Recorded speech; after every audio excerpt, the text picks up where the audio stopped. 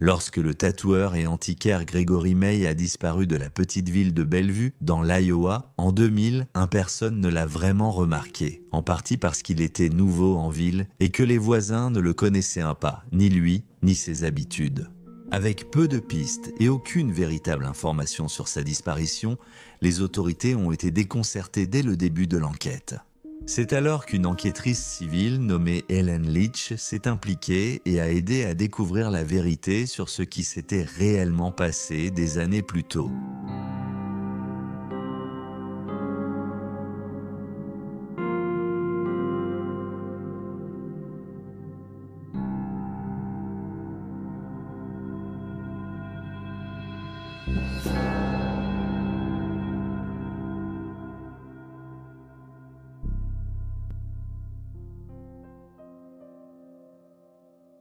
En 2000, Ellen Leach était caissière chez Home Depot à Gulfport, Mississippi, mais sa vraie passion était de mener des enquêtes chez elle pendant son temps libre.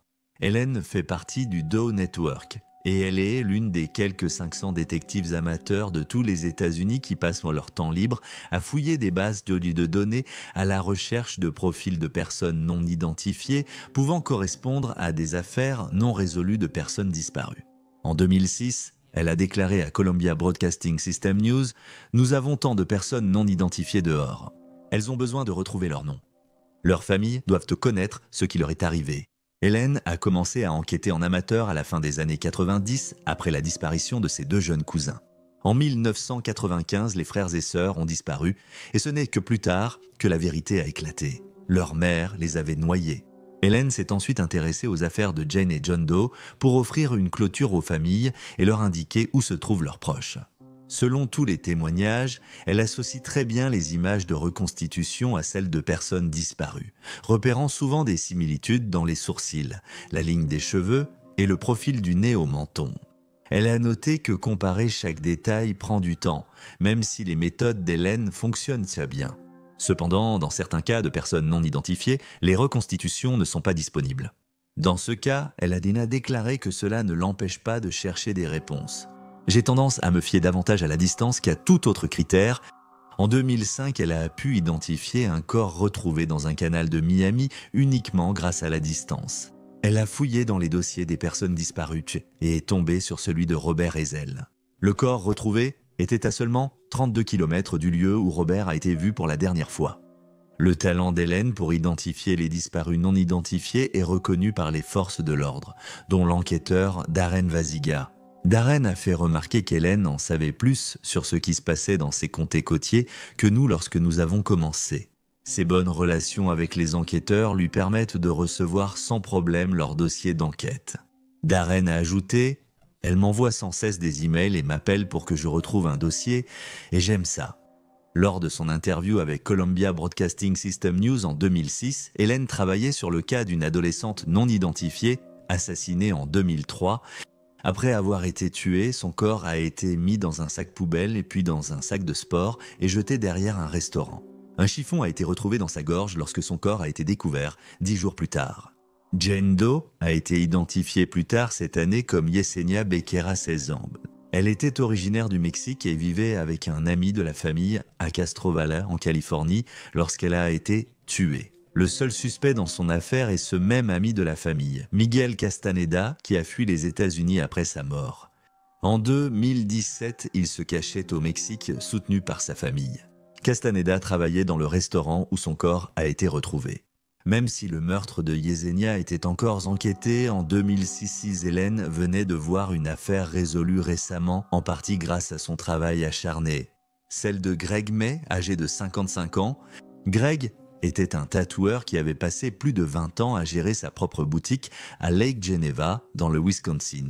Mais à la fin de l'année 2000, il décida de tout quitter et de s'installer dans la petite ville de Bellevue, dans l'Iowa, qui comptait un peu plus de 2300 habitants.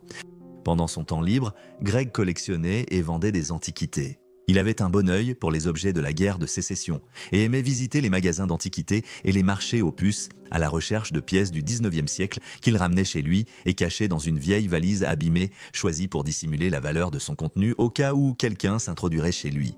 Lorsqu'on a demandé à Helen pourquoi elle s'intéressait à l'affaire, elle a déclaré à Columbia Broadcasting System News « Il semblait être quelqu'un de bien, quelqu'un que je voulais essayer de retrouver. » Greg a été vu pour la dernière fois au tout début de l'année 2001.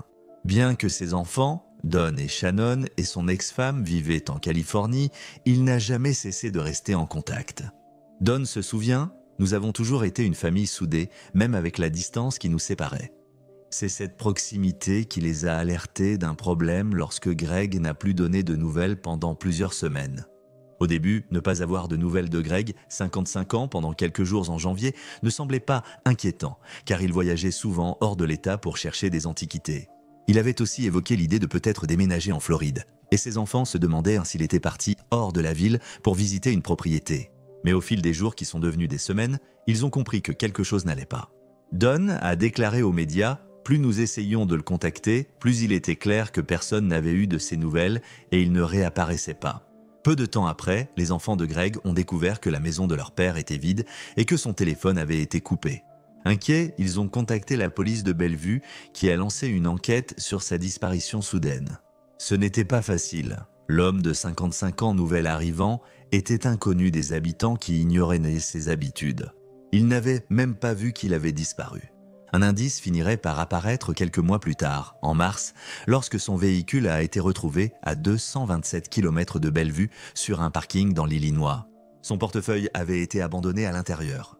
Dans les semaines suivantes, l'affaire de Greg est devenue plus étrange quand Don a reçu un appel d'un ami de son père lui racontant un fait étrange. Un ami avait reçu un catalogue d'une maison de vente aux enchères contenant plusieurs antiquités de son père. Des épées et uniformes confédérés de la guerre de sécession, valant plus de 70 000 $, ont été mis en vente aux enchères dans l'Illinois. Quelques jours plus tard, on a découvert que plusieurs documents du 19e siècle, décrits comme des lettres adressées à un membre du gang de Jesse James, avaient été donnés à plusieurs musées du Missouri. Ils étaient accompagnés d'une note manuscrite prétendument signée par Greg. Bien que le personnel du musée ait été satisfait des dons, des amis ont fait remarquer que Greg n'aurait jamais donné des objets aussi uniques, ce qui a éveillé leurs soupçons quant à la situation. Après avoir pris connaissance de ces informations, la police de Bellevue a saisi les antiquités comme preuve. Malgré les bizarreries, ils hésitaient à qualifier l'affaire d'homicide, notant seulement disposer de certains éléments pouvant indiquer un acte criminel. Au fur et à mesure que l'enquête avançait, quelques autres témoins se sont manifestés. Greg était régulièrement vu avec un de ses amis, Douglas Mousse de Brouhan, que l'un des journalistes du Los Angeles Times a décrit comme un ancien détenu costaud tatoué des bras jusqu'aux cuisses. À leur arrivée à Bellevue, les deux hommes partageaient une maison de location et ont travaillé comme tatoueurs dans un studio juste de l'autre côté de la rivière, dans l'Illinois. Le duo passait souvent ses soirées à boire des bières autour d'une table de billard dans un bar de Bellevue et le matin, on les voyait fréquemment prendre le petit déjeuner au Frontier Café. Le personnel considérait Greg comme poli et amical mais réservé, tandis que De Brouhan était l'ami exubérant, lançant des blagues et taquinant les autres. Il paraît qu'ils restèrent dans leur coin, puis, à la fin de l'année 2000, la petite amie de Brouhan, Julie Miller, est arrivée en ville et la routine a changé. Le personnel du café a alors remarqué que De Brouhan était devenu plus renfermé et sombre. Souvent assis avec Miller, il paraissait silencieux sans Greg. Quelques mois plus tard, le couple a été vu en train de charger des antiquités dans une camionnette. De Brouhan a dit à leur propriétaire qu'ils rompèrent leur bail et a affirmé que Greg avait déjà quitté la ville. Puis lui et Julie sont montés dans la camionnette et sont partis. Une enquête sur les antiquités de la maison de vente aux enchères a mené les forces de l'ordre à Flagstaff, Arizona, où ils ont trouvé Miller et De Brouhan. Cependant, toutes les pièces correspondaient à celles que Greg était connu pour avoir collectionnées avant sa disparition. Des amis ont dit aux enquêteurs que De Brouhan avait aidé Greg dans l'achat et la vente d'antiquités. Sa fille Shannon a déclaré « Je le connaissais comme quelqu'un qui traînait dans l'entreprise de mon père, et il semblait simplement idolâtrer mon père. » De Brouhan a dit à la police que la dernière fois qu'il avait eu des nouvelles de Greg, celui-ci se rendait dans l'Illinois. Mais ensuite, Miller a lâché une bombe. Elle a déclaré aux enquêteurs que Greg avait été tué par De Brouhan, affirmant qu'il s'agissait d'un accident dû à une bagarre qui avait dégénéré. Elle a ajouté qu'elle n'avait aucune idée de ce que son petit ami avait fait du corps par la suite et les enquêteurs l'ont cru sur parole. Tout à coup, Une simple affaire de disparition s'est transformée en une enquête pour meurtre à grande échelle.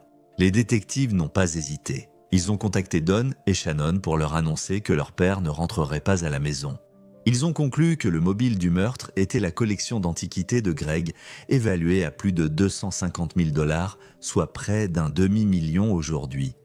Un témoin a affirmé à la police que De Bruyn avait vendu des objets dans un marché aux puces après la disparition de Greg. Don a déclaré à Columbia Broadcasting System News « Voir les biens de mon père entourés par lui et le voir pratiquement les donner, c'était difficile. Il est difficile de voir cette image. Malgré les aveux de Miller, les enquêteurs avaient peu d'éléments pour avancer. Il n'y avait ni corps ni scène. La seule preuve matérielle était une petite tache de sang sur la veste de Bruyn. Sans le corps de Greg, les procureurs redoutaient que la défense affirme qu'aucune preuve ne prouvait la mort de l'homme de 55 ans. Il n'y avait aucun moyen de prouver qu'il n'était pas simplement parti un jour et avait choisi de disparaître volontairement. Don et Shannon étaient résolus à faire juger le meurtrier de leur père. Ils sont allés en Iowa chercher ses restes, ont mis des avis à Bellevue et offert 15 000 $ à qui retrouverait le corps de Greg. Don se rappelle « Nous devions sentir que nous agissions, que nous faisions notre possible. » Mais ils ignoraient qu'à 400 miles de là, à Kearney, dans le Mississippi, un corps avait déjà été retrouvé. Un crâne avait été laissé dans une aire de repos pour camions, incrusté dans un bloc de béton. Aucune preuve ne montrait alors qu'il s'agissait de Greg. La police de Kearney a donc fait appel à un artiste médico-légal pour réaliser une reconstitution afin d'identifier le défunt. L'artiste Frank Bender de Philadelphie a été sollicité pour cette tâche. Il était un vétéran dans ce domaine, ayant travaillé avec les forces de l'ordre sur plus de 40 affaires ici. Il a dit aux journalistes que le crâne appartenait à un homme d'âge moyen, corpulent et chauve. Je me suis fié à ce sentiment, convaincu qu'il serait identifié. Après la reconstitution diffusée en ligne, la police de Kearney n'était pas plus avancée pour l'identifier, ni celle de Bellevue pour condamner De Bruyn. Un soir de 2005, en fouillant dans les dossiers de personnes disparues, la détective amateur Ellen Leach est tombée sur la photo de Greg May. Elle cherchait une correspondance avec le crâne trouvé à l'aire de repos pour camion et pensait que la reconstitution de Frank Bender ressemblait étrangement à la photo de Greg. Elle ne se doutait pas à ce moment-là qu'elle venait de rassembler la dernière pièce du puzzle. Après qu'Hélène ait contacté les forces de l'ordre, le crâne a été identifié comme étant celui de Greg grâce au dossier dentaire. Don et Shannon étaient heureux d'avoir enfin retrouvé leur père, mais même si l'accusation avait enfin la preuve d'un meurtre, ils voulaient s'assurer que l'affaire était inattaquable.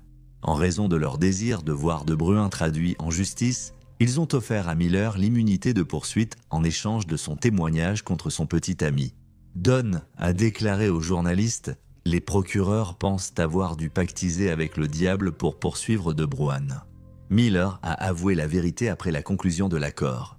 Elle a dit que De Bruyn avait tué Greg par strangulation, puis que le couple avait démembré et dispersé son corps sur 400 miles dans le Midwest américain. Elle a fourni suffisamment d'informations pour que Don et Shannon puissent retrouver davantage de restes de leur père avec l'aide de bénévoles. Shannon a été profondément bouleversée et choquée par la façon dont le corps de son père a été jeté, déclarant « C'est ici que les gens mettent leurs ordures. Mon père n'était pas une ordure, juste un humain. Cela me met vraiment en colère et je le suis encore aujourd'hui car je sais que des restes ici ne seront jamais retrouvés. » Le jury a rendu un verdict de culpabilité en 1 heure lors du procès de De Bruyn. Les enfants de Greg, soulagés par le verdict, ont exprimé leur consternation que Miller ait eu l'immunité, soupçonnant qu'elle connaissait le plan de Bruyn et n'a rien fait pour empêcher le meurtre de leur père. Don a dit « Je n'arrêterai pas, je n'oublierai pas, je ne disparaîtrai pas. Je me fiche de ce que le système judiciaire dit en ce moment à propos du fait de ne pas te poursuivre. Tu seras poursuivi à un moment donné. Compte là-dessus. » Julie Miller a été condamnée à 3 ans de prison fédérale en 2004 après avoir été reconnue coupable d'avoir transporté des biens volés à travers les frontières des États. On sait peu de choses sur sa vie après la prison, mais un rapport de 2005 indiquait qu'elle s'était mariée et vivait dans le Wisconsin. De Bruyn a été condamné à la prison à vie sans libération conditionnelle, plus 10 ans pour vol au premier degré. Il devait aussi purger une peine fédérale pour une accusation d'armes. Il est incarcéré à la prison d'État de l'Iowa à Fort Madison. Shannon et Don ont remis la récompense de 15 000 $ promise pour toute information sur les restes de leur père à la détective Ellen Leach qui a résolu l'affaire. Et voilà les faits. Veuillez laisser un commentaire ci-dessous avec vos propres réflexions et réactions et n'oubliez pas d'aimer cette vidéo et de vous abonner pour soutenir la chaîne. Merci d'avoir regardé, restez vigilants, restez en sécurité et on se retrouve la prochaine fois.